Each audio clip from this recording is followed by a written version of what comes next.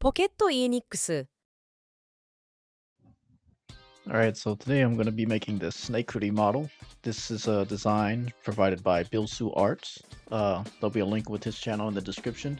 And he does a lot of amazing Fakemon designs. They're like custom Pokemon designs, and I find his, pretty inspiring.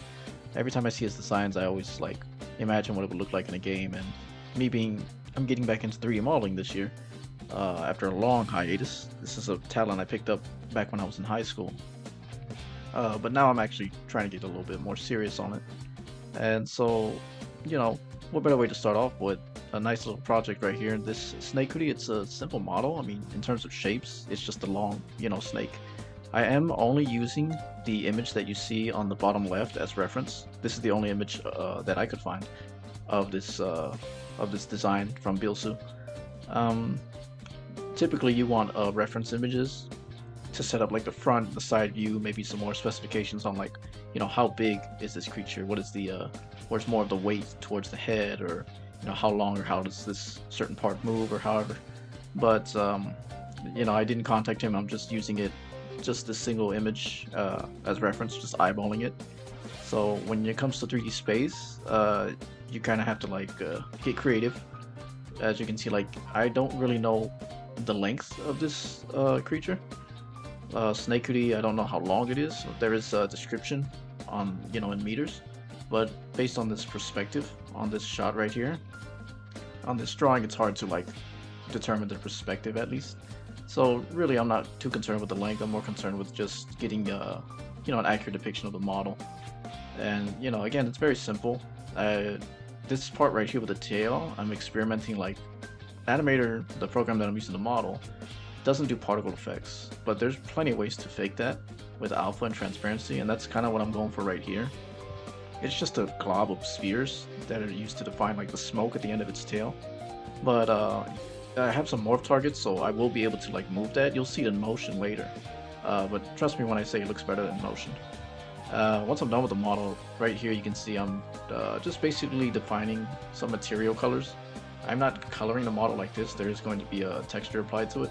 But these materials are just basically like placeholders to see which colors I want to use within the program, so that when I apply a texture map, all I have to do is take these colors that I'm using within Anim8or as the material and put those into Photoshop when I paint the texture. Now you might be asking like, oh, why don't you just use a color picker tool from the image, from the reference image that's already drawn, and use those colors? Well, those colors it doesn't actually work like that. Every 3D program, when you plug in a color, it's going to display differently because of how it's shaded or whatever. So I have the shading all set up as close to those colors as possible, and I can just copy paste those values into Photoshop or any image editing program.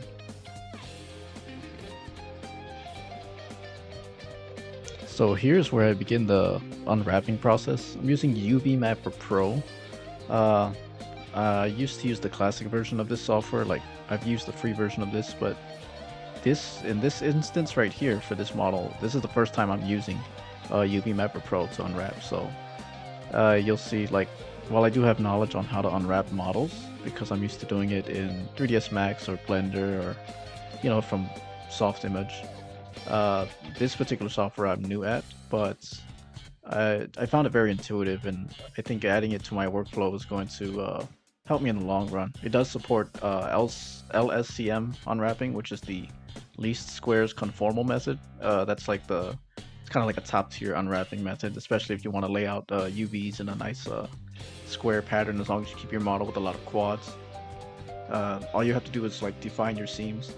And again, that's what the materials were set up for, because I defined different materials for the model. When I imported it into Unwrapped Pro, it came separated already with a lot of those UVs. I didn't have to define a lot of seams because of that, and I was able to lay out the UVs, relatively quick. Again, it was my first time using the software, and the texture uses a simple 256 texture. That's how I exported the UVs. So it's a 256 by 256 PNG image. Again, if you look at the texture, there's nothing really crazy going on there. There's some alpha transparency on the tail of the model. Alright, now here's the rig of the model that I'm showing off. As you can see, there's nothing to it. He is a snake, Snakuri. So it's just a bunch of tail bones from beginning to end. I did segment it down the middle. As you can see, I have 3 IK targets applied. One IK controls the tail end, another IK controls the middle part where his body is raised from the default position. And then I have another IK controller for the neck for like the 2 or 3 bones that control the head right here, as you can see. And yeah, I just made those 3 because he's going to be, moving around, and here I'm just kind of testing the bones. Again, it's a very simple rig, it's just a straight line of bones, but still you want to be able to define your IK constraints, and that way it's easily posable like this. So yeah, it's a very simple rig, all things considered.